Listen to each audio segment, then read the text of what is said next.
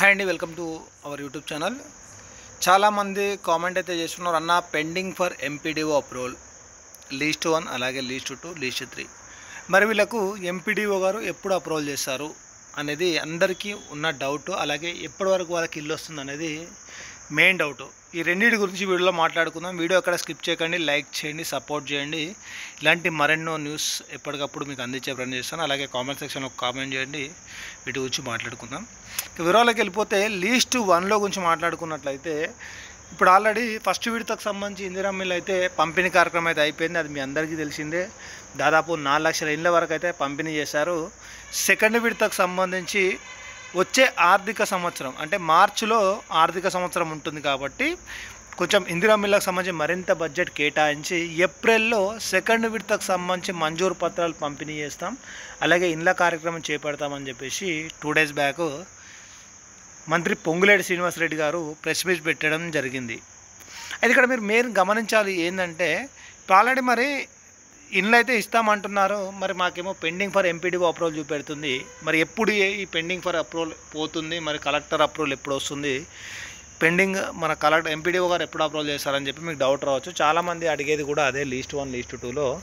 అయితే ఇప్పుడు already least 1లో కొంతమందికి ఆల్రెడీ ఎంపీడీఓ గారు అప్రూవల్ కొట్టారు, తర్వాత కలెక్టర్ పెండింగ్ ఉంది, మరి కొంతమందికి డిఎస్సి అంటే డిస్ట్రిక్ట్ సెలక్షన్ కమిటీ పెండింగ్ ఉంది, కొంతమందికి ప్రొసీడింగ్స్ పెండింగ్స్ ఉన్నాయి.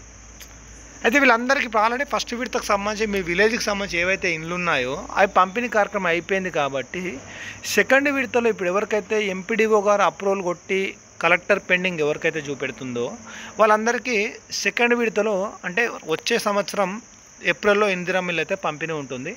దాంతోపాటు మరికొంతమంది ఇప్పుడు ఎవరికైతే ఎంపీడీఓ పెండింగ్ చూపెడుతుందో వాళ్ళలో మరికొంతమందికి కూడా అప్రూవల్ కొట్టి మరికొంతమంది కూడా ఇందిరా మిల్ అనేది పంపిణీ చేస్తారని చెప్పి మనం మాట్లాడుకోవచ్చు. ఇక లీస్ట్ 2 గురించి మాట్లాడుకున్నట్టయితే దాదాపు తెలంగాణ వ్యాప్తంగా 60,000 ఇండ్ల దాకా ఖాళీగా ఉన్నాయి. అవన్నీ త్వరలో అంటే ఈ డిసెంబర్లోనే పంపిణీ చేస్తామని చెప్పేసి రాష్ట్ర ప్రభుత్వం కూడా గతం నుంచి చెప్తుంది. దాని గురించి కూడా మరి కొద్ది రోజుల్లో మనకు అంటే ఇప్పుడు ఆల్రెడీ సర్పంచ్ ఎలక్షన్స్ ఉన్నాయి కాబట్టి ఈ ఎలక్షన్స్ ఆఫ్టర్ తర్వాత అయితే పూర్తి క్లారిటీ అయితే రాబోతుంది. ఇక G+3 అలాగే G+4 సంబంధించి దాదాపు ఇంకొక సంవత్సరంన్నర టైం అయితే పడుతుందని చెప్పేసి మంత్రి పొంగులేటి శ్రీనివాసరెడ్డి చెప్పారు.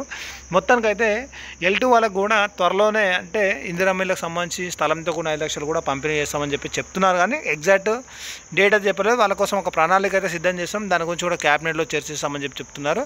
ఇలాంటి మరెన్నో అప్డేట్స్ కోసం మన ఛానల్ అయితే సబ్స్క్రైబ్ చేయండి, లైక్ చేయండి, సపోర్ట్ చేయండి. మీకు తెలిసిన కూడా వీడియో షేర్ చేయండి. Thank you for watching our YouTube channel.